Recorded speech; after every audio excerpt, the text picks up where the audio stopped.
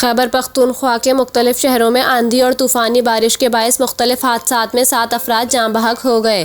खैबर पख्तूनख्वा के शहरों पेशावर, बन्नू, lucky Marwat, DI Khan और मानसहरा में आंधी और तूफ़ानी बारिश के बायस 2 दीवारों और छतें गिरने के वाक़यात पेश आए, जिनमें 7 अफराद जाँ बहक और 71 के करीब ज़ख्मी हो गए।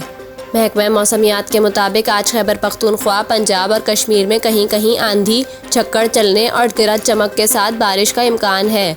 दूसरी जानिब लाहौर के मुख्तलिफ इलाकों में आंधी के साथ बारिश हुई, जहां दीवार गिरने से खातून जाँ बहक और 3 अफराद जख्मी हुए।